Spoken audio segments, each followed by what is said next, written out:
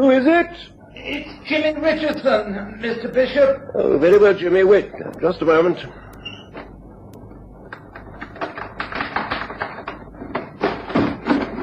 What the... Who are you? Get it quickly.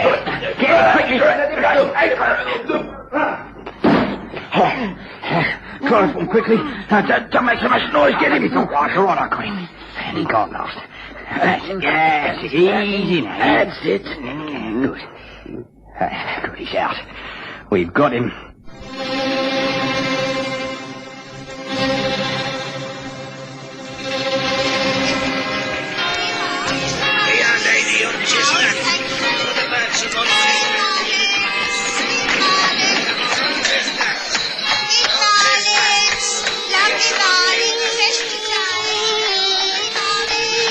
We present the stories of Sherlock Holmes.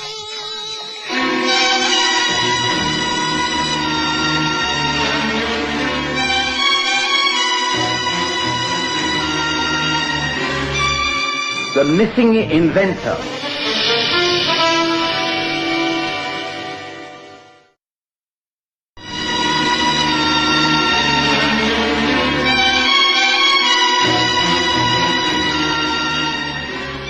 Over the years, I've been privileged to chronicle hundreds of the cases that Sherlock Holmes has worked on, and most of them, I'm happy to say, have been extremely successful.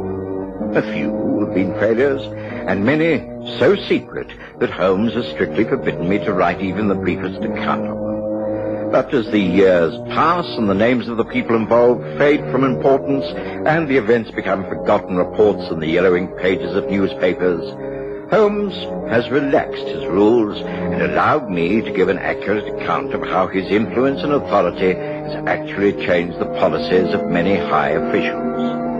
There was one case that is now over 10 years old. It happened back in 1881. I was still living in the rooms at 221B Baker Street. I clearly remember that it was summer, and for England, a rather beautiful summer, filled with clear skies, warm days, and leisurely evenings. But Holmes was rather bored, and, as always in these circumstances, he scanned the newspapers for any sort of unsolved crime. Nothing at all, Watson. The fine weather has made all London content. Not a single crime of interest reported in the daily press. Oh, surely you should be glad of that, Holmes. No law-abiding citizen can actually want a crime to happen. No, of course not. But the average person can give vent to his feelings in various ways. He can read books of violence and murder, adventure stories where the hero does things he dare not do himself. He can go to the theatre and rid himself of the emotions of anger and hatred. Unfortunately, I am unable to do that.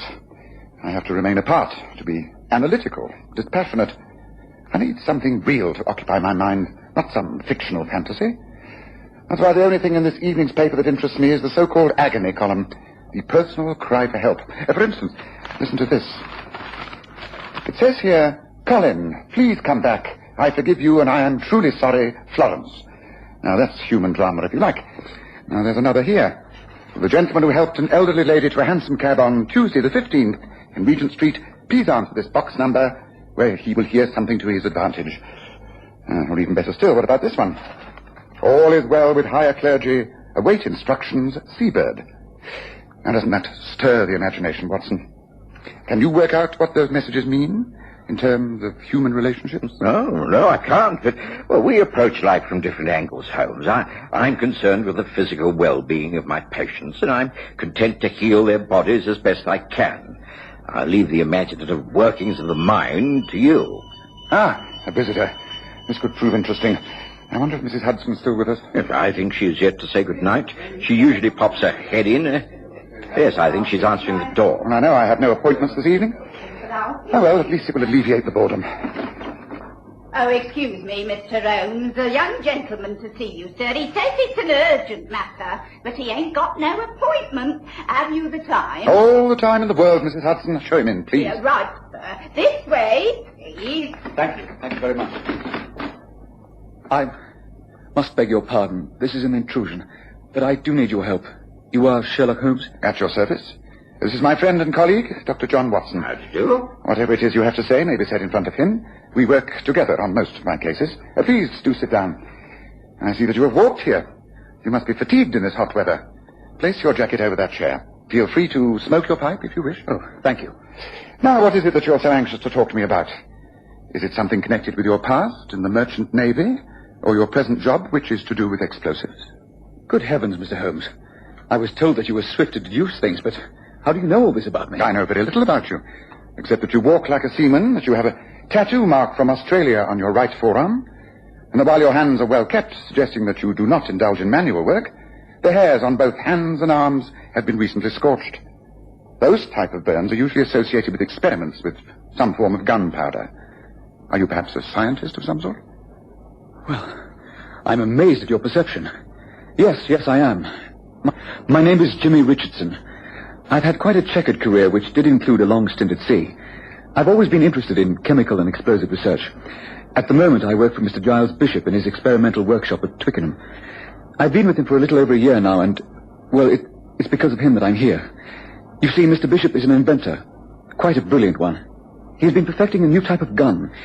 If he succeeds in selling the invention, it could revolutionize modern infantry warfare. He was to have given a demonstration next week. Everything has been going splendidly, and we are both sure of success. But, well, you see, Mr. Bishop has simply disappeared. Disappeared? Yes, without trace. We were due to carry out final tests at the workshop yesterday afternoon. I arrived, let myself in with my key, and did some paperwork while waiting for him. He didn't arrive. I worked until 10 o'clock and then packed up and went home. I thought some technical matter arising from his negotiations with the War Office might have delayed him. Well, I woke early this morning and was once again at work before him. When he didn't arrive by 10 o'clock, I once again locked up and went round to his lodgings. The landlady, Mrs. Craddock, said he hadn't been seen since the previous evening. His bed was not slept in. He must have been missing for 2 days, and I'm at my wit's end. I don't know what could have happened to him. You've been to the police? No, I think the very nature of Mr. Bishop's work indicates that I should stay away from the police. Frankly, Mr. Holmes, I'm worried that someone is after our new invention. In the hands of a foreign power, it could have a devastating effect upon our military position in many parts of the world. You have evidence that the secrets of this new gun have been leaked abroad? No evidence at all. I've made a complete check of the workshop. All the equipment is intact. All the relative papers are safely under lock and key. Nothing is missing. I would know if there was. It's all untouched exactly as it should be for our demonstration. And then you're worried for Mr. Bishop personally? Yes. He's a wonderful man. It would be much more to the advantage of a foreign power to kidnap him and force all the knowledge from him than it would be to simply take the gun and its secrets. Please, won't you help to try and trace what has happened to him? It is far more important than I've been able to explain. I know that Mr. Bishop would not go off at this crucial time without letting me know what he was doing. He must have been abducted, forced away against his will. It's an urgent matter, Mr. Holmes. Please say that you will help.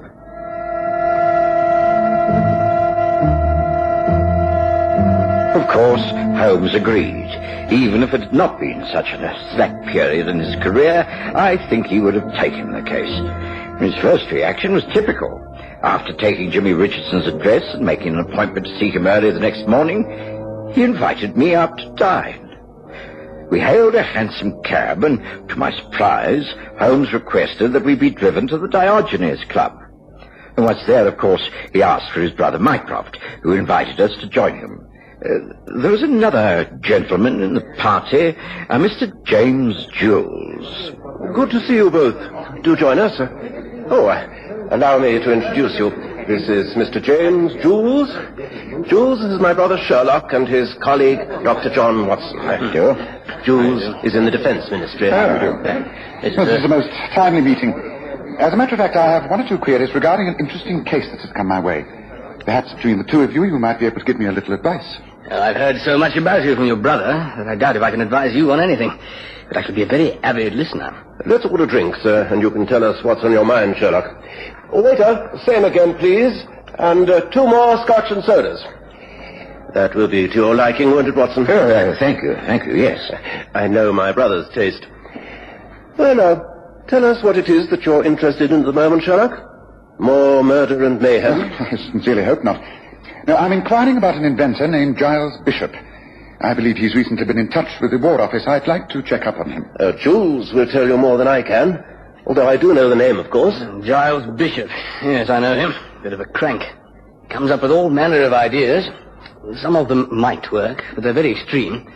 As a matter of fact, he's got an application in for a demonstration regarding some newfangled invention. Wants to sell it to an armaments firm. Can only do so if the defense boys recommend it. I can tell you here and now the chances are very slim. Of course, one has to have experiments in all fields in order to get progress, but frankly, I'd say Bishop's simply far too visionary. Lots of our people think he's as mad as a hatter. What's your interest in him, Holmes? Well, I'm not quite sure. I should very much like to meet him, but he seems to be out of town at the moment. Ah, a good thing, if you ask me. Won't be bothering us every 5 minutes. I'd say whatever your problem is, you'd be well advised to forget it. Ah, here are the drinks. Your very good health, gentlemen.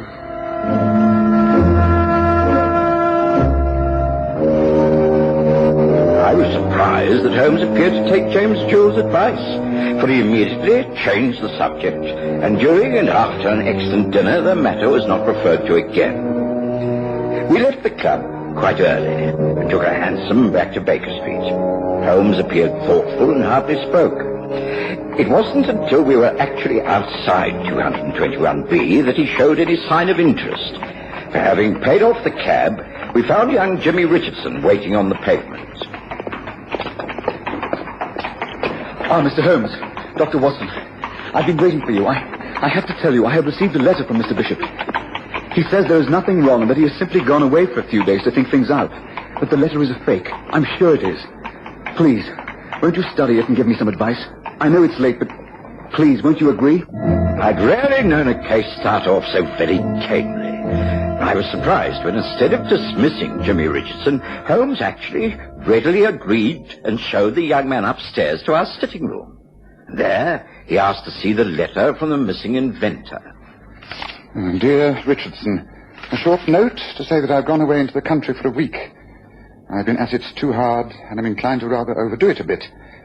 I want you to clearly understand that there is nothing to worry about. I will see to everything when I return. I want you to simply carry on as usual. Yours, Giles B. This is his handwriting? Oh, yes, it's his handwriting, no doubt about that. I don't think anyone has forged the note, but he must have been forced to write it. To start with, he would never call me Richardson. He would write Dear Jimmy. And then here, he would never sign himself Giles B. He would write G. Bishop. Yes. Also, I take it that he's a very educated man. Oh, yes, most learned. And yet he has split 3 infinitives in one short note. Yes, I think you must be right. The note is deliberately couched in this way to arouse suspicions and put us off the track. Did this come through the post? Yes, here, the envelope. See, you can just make out the postmark. Richmond, Surrey.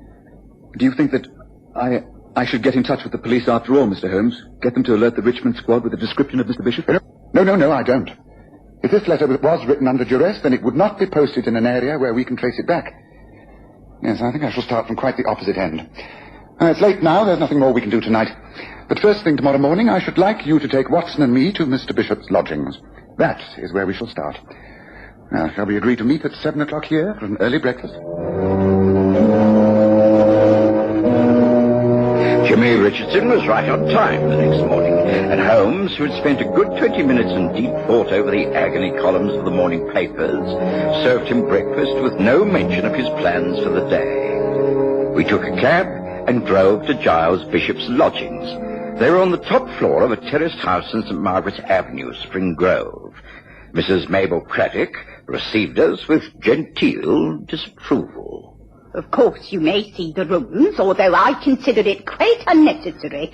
I received a short note only yesterday from Mr. Bishop to say that he decided to spend a week in the country. It's quite clear that he will return when he thinks fit. May I see that note, Mrs. Craddock? I don't think I kept it. It was just a short note in his own hand. I recognise the handwriting. Oh, really, Mr. Holmes, I don't know what all the fuss is about. This way, please, up the stairs. Mr. Richardson, you've been here before as Mr. Bishop's guest. Would you like to show these gentlemen the way? Yes, of course. I'd be obliged if you would make sure everything is neat and orderly when you come down. I would not like Mr. Bishop to feel his belongings have been disturbed in any way. I assure you that we shall not interfere. It's simply the fact that we wish to find out exactly where Mr. Bishop has gone. It is very important, a matter regarding his work. Oh, I see. One other point. When precisely did you last see Mr. Bishop?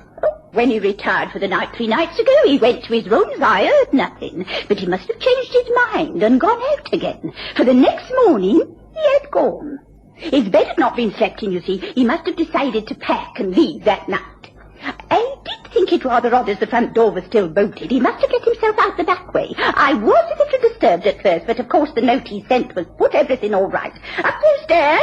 I shall be waiting for you when you come down, when you finish. Thank you, Mrs. Craddock. Please follow me. So, she had a note as well. I wonder what clues Mr. Bishop left, hoping that she would realize all was not well. I'm afraid Mrs. Craddock isn't the type to understand subtleties. No, in here. So these are his rooms. This is the living room, and through here, I presume, is the bedroom. Yes, I think this is the room we want. It looks out over the back roofs, doesn't it? A sash window, and outside, yes, a small fire escape to the roof. Just give me a hand with this, will you, Watson? Well, you think the bishop might have left through the window, Holmes? Well, that would certainly explain why Mrs. Craddock didn't hear anything. Yes, and also how the front door remained bolted. Just a moment. Don't touch anything until I've made a thorough examination. Yes, there are fresh scratches on the brown paintwork. See here and out on the ledge, near the iron staircase. Several cigarette butts. Did Giles Bishop smoke, Richardson? No, not at all. He maintained that it was too dangerous in the job that he's doing. Yes, I see. Well, then it seems clear that the abduction, if there was one, took place from here. Come, Watson, let's see if we can follow a trail. I have an idea we're on the right lines at last. Holmes clambered out of the window onto the iron fire escape, and I followed him. The staircase led both up and down. Holmes went up, and we found ourselves on a flat rooftop. It seemed to lead to nowhere, until Holmes pointed out yet another small flight of iron stairs that took us up and across yet another roof. Holmes moved slowly and carefully, examining the slates and tiles that gave way on either side. Eventually, he was satisfied. Yes, there's no doubt about it, Watson. I should say 2 men were involved. They carried or dragged our man across this space on the roof, and then... And then what, Holmes? Having got him up here, what the devil did they do? Well, there's only one explanation. Look, down there. See that roof? Yeah, large glass fanlight. Holmes, is it possible that they took him through there? That's the only explanation. What should we do? Climb down there and break in? No, I think that would be a little premature. No, Watson. We must spend the rest of the day making preparations. I must get in touch with Mycroft once again and visit a few newspaper offices. And then tonight, with the aid of Mrs. Craddock's back door key, we get into the house, come up here, and it is then that we break through that fanlight. Come, let's go back the way we came. And not a word of this to anyone, not even Jimmy Richardson.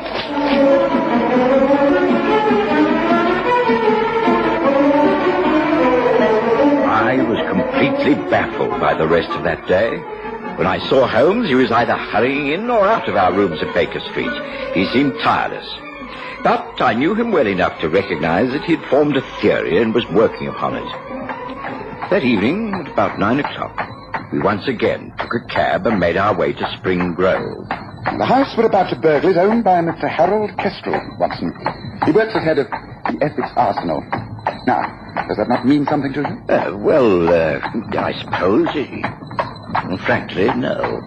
The Essex Arsenal supplies government arms of various types on contract to the Defence Ministry. Now, surely there must be a connection with Kestrel and the Bishop's new invention. Yes, now that makes sense. Now, you may have noticed that I've been taking a great interest in the agony column of the newspapers. Do you remember one insertion? It read in the morning paper, "All is well with higher clergy, Seabird." Now, surely that can easily read, "All is well with Bishop Kestrel." Joe Holmes, that's clever. Thank you. And there was a reply to that insertion. It read, "Seabird, take care of clergy. Money ready. 2 J's.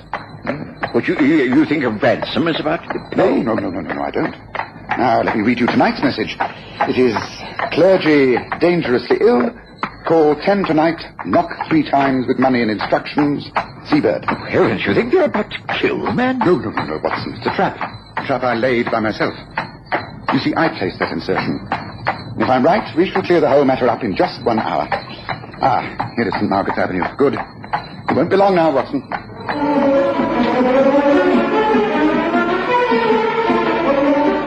The entry into Bishop's lodgings and the quiet scramble across the rooftops in the evening light were far easier than I anticipated. Holmes had left nothing to chance. We had ropes and lanterns and rubber-soled shoes. It was only a matter of minutes before we found ourselves on the rooftop of the house owned by the man Kestrel. Holmes reached into his pocket and produced a gun. There. Now, you see, Watson, there's a light on. Being a fan light, there can be no curtain. Careful now, let me go first. Yes, I can see. Yes, we're right. There's a man lying on the bed. He seems asleep. And another sitting in a chair beside him.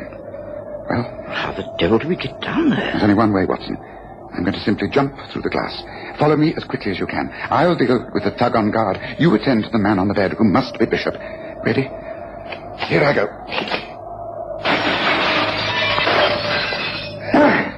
All right. Stand there with your hands over your head. Who are you? Now, what's this all about? Not to sound, or you're a dead man. Watson. It's all right, Holmes. I'm with you. Tend to Bishop. Very well. But this man's drugged, Holmes. He's still alive. But I can't wake him. Don't try. Wait. Listen.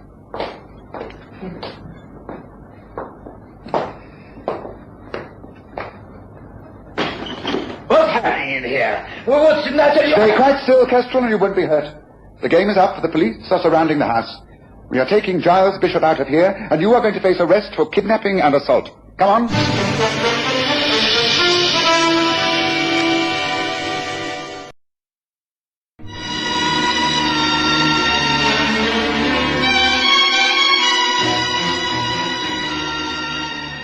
After that, events happened at a remarkable speed. The man named Kestrel must have realized that he could not escape.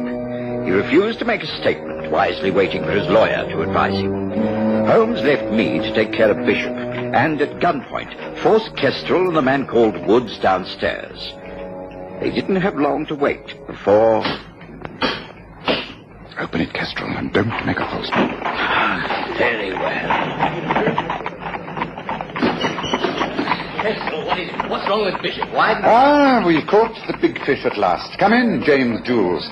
Mycroft, bring the police in. The case is over. Well done, Sherlock.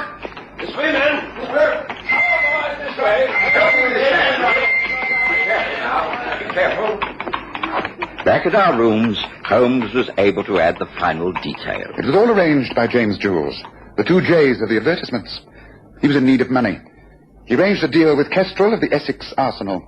He would renew the standing contracts for a certain sum. But then Bishop came up with this new invention, which, if the Defense Ministry were impressed by the demonstration, would alter all their contracts for arms.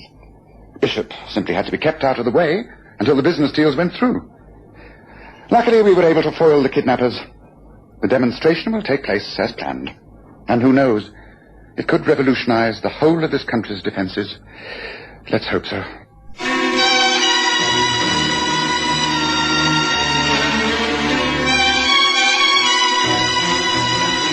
Listen again next Sunday to The Stories of Sherlock Holmes, with Graham Armitage as Holmes and Kerry Jordan as Dr. Watson.